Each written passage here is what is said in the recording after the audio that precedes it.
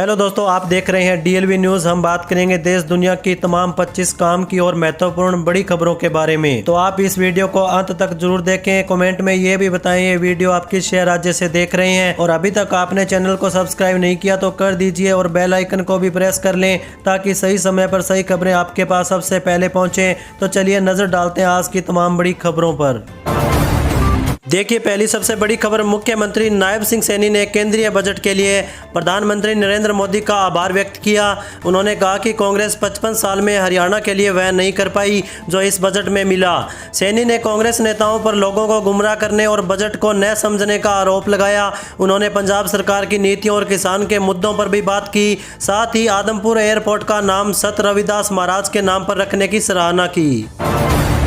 वहीं अगली बड़ी खबर देखिए, दिल्ली की मुख्यमंत्री रेखा गुप्ता ने केंद्रीय बजट की सराहना की। इसे प्रधानमंत्री मोदी के दूरदर्शी नेतृत्व का प्रतिबिंब बताया। उन्होंने कहा कि बजट विकसित और आत्मनिर्भर भारत के संकल्प को नई ऊर्जा देगा, हर वर्ग को भरोसा देता है। सीएम ने दिल्ली को 1348 करोड़ रुपए के आवंटन, महिलाओं, लड़कियों के लिए हॉस्टल और युवाओं पर फोकस की प्रशंसा की।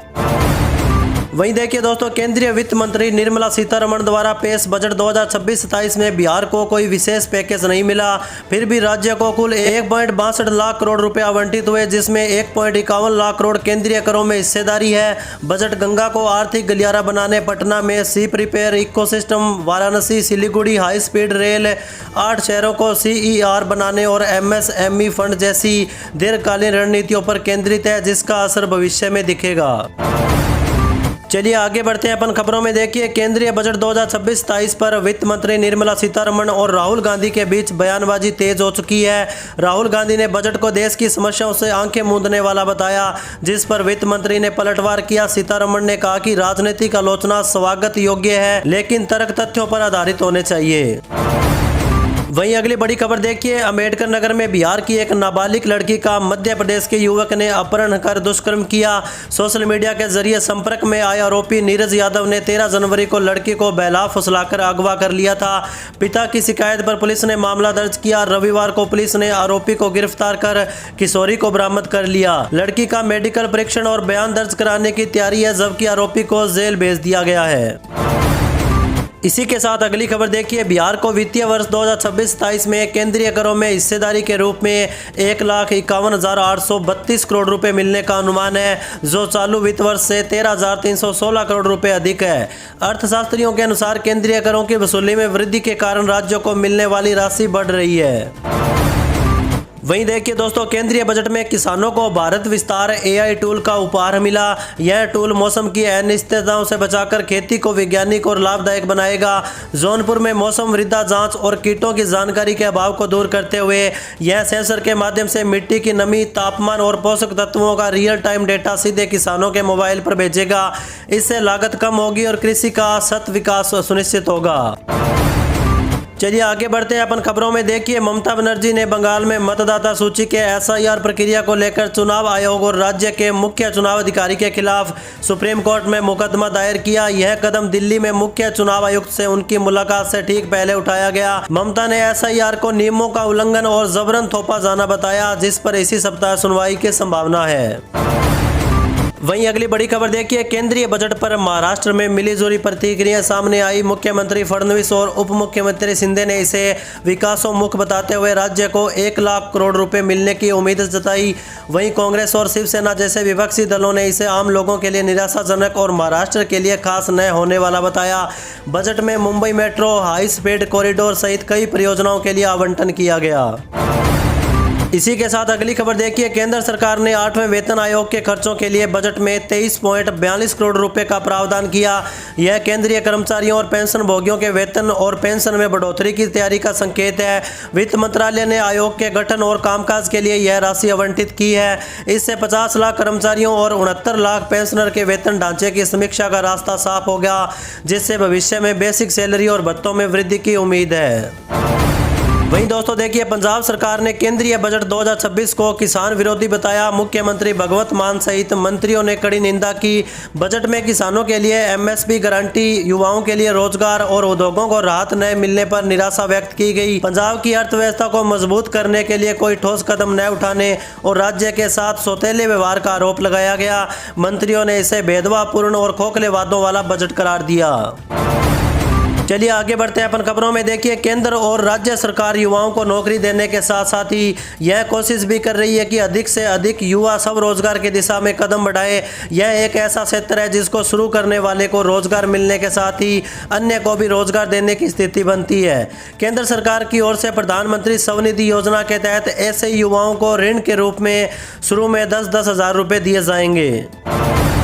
वहीं अगली बड़ी खबर देखिए, मुख्यमंत्री योगी आदित्यनाथ ने जनता दर्शन में लोगों की समस्याएं सुनी और उनके उचित निस्तारण का निर्देश दिया। उन्होंने अवैध कब्जाधारियों पर कड़ी कार्रवाई के आदेश दिए तथा अधिकारियों को गंभीरता से मामलों को निपटाने को कहा। सीएम ने एक बच्चे के इलाज के लिए आर्थिक सहायता का आश्वासन भी दिया। इस दौरान उन्होंने बच्चों से बातचीत की, उन्हें चॉकलेट दी और पढ़ाई के लिए प्रेरित किया। वहीं दोस्तों देखिए, छत्तीसगढ़ के मुख्यमंत्री विष्णुदेव साय ने केंद्रीय बजट 2026-23 को विकसित भारत की दिशा में निर्णायक कदम बताया। उन्होंने कहा कि यह बजट समावेशी विकास, रोजगार सृजन और सामाजिक न्याय की रूपरेखा प्रस्तुत करता है। बजट से छत्तीसगढ़ जैसे राज्यों को कृषि, ग्रामीण अर्थव्यवस्था, युवा रोजगार और स्वास्थ्य क्षेत्र में नए अवसर मिलेंगे। मुख्यमंत्री ने इसे गरीब, किसान, युवा, महिला और मध्यम वर्ग की आकांक्षाओं को पूरा करने वाला बताया, जिससे राज्य में तरक्की के नए रास्ते खुलेंगे।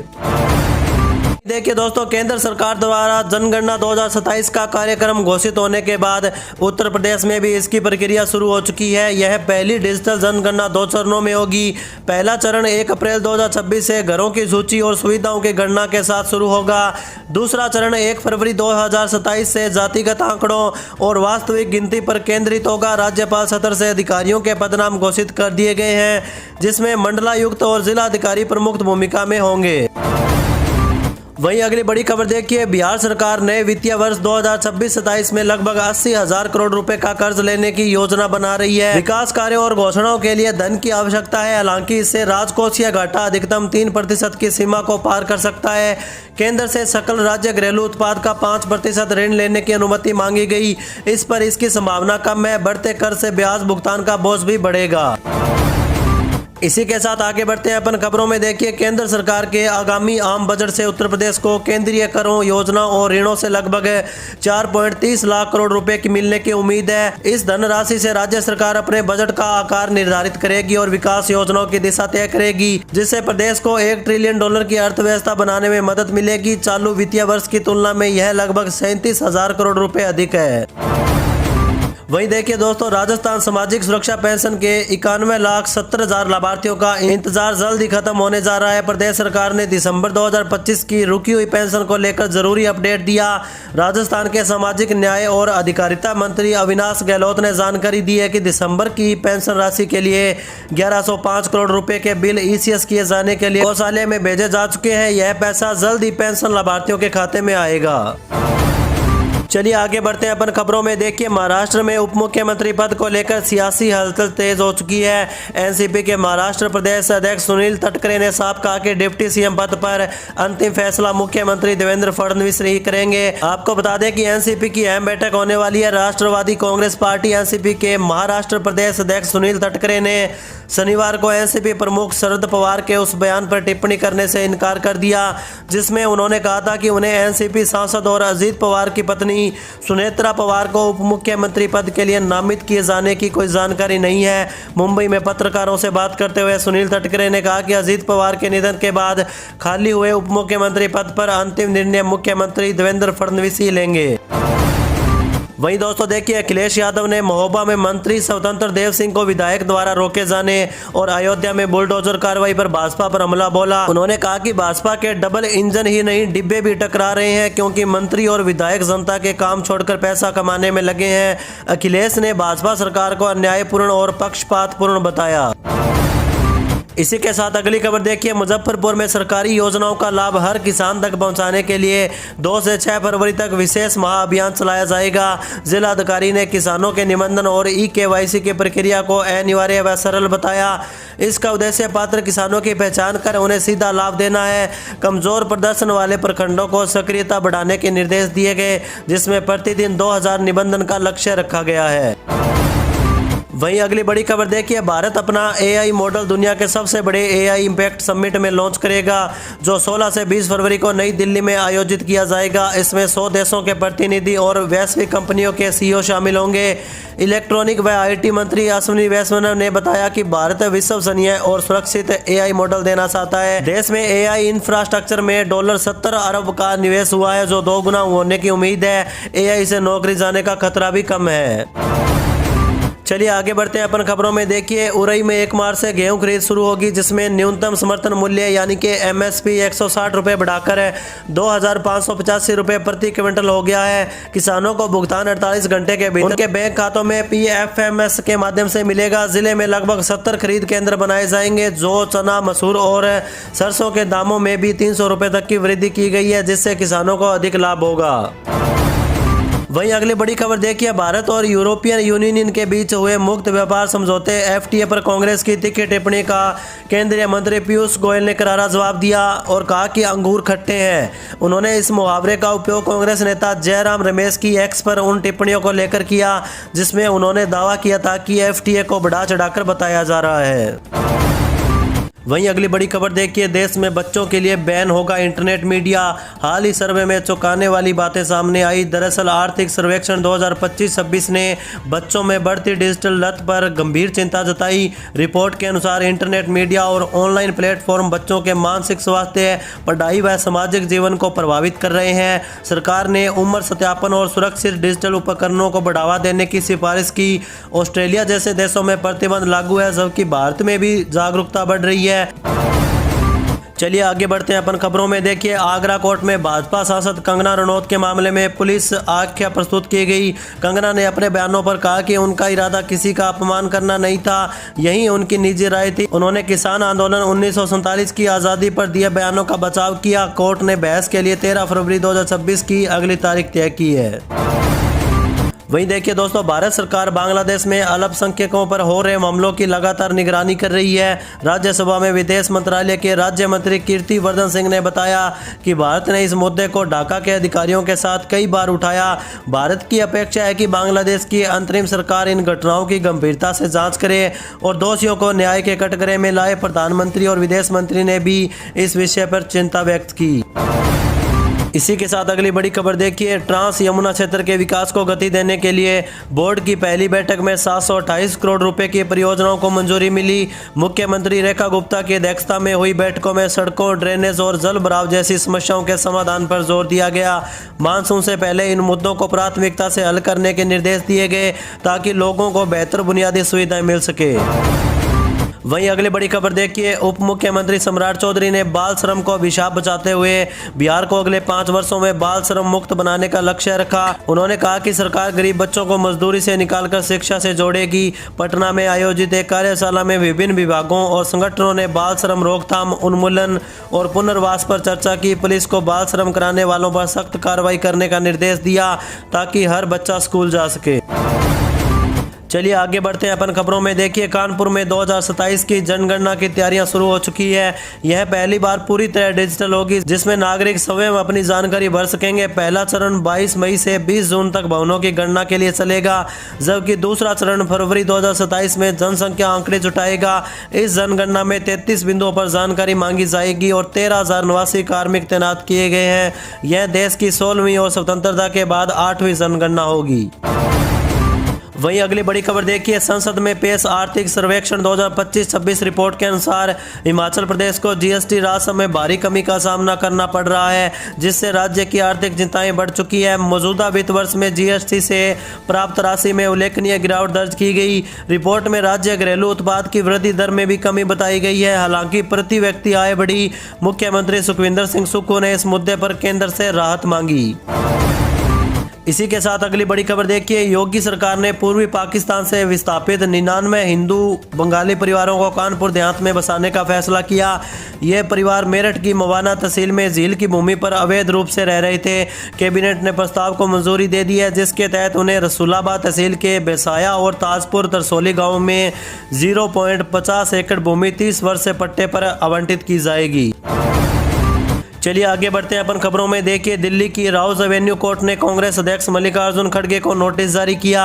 यह नोटिस उनके खिलाफ दर्ज शिकायत खारिज करने के आदेश को चुनौती देने वाली पुनरीक्षण याचिका पर दिया गया। विशेष न्यायाधीश जितेंद्र सिंह ने दिल्ली पुलिस और खड़गे को यह नोटिस जारी किया, जिसमें जवाब मांगा गया है। मामले की अगली सुनवाई 27 फरवरी को होगी और कोर्ट ने ट्रायल कोर्ट का रिकॉर्ड भी तलब किया।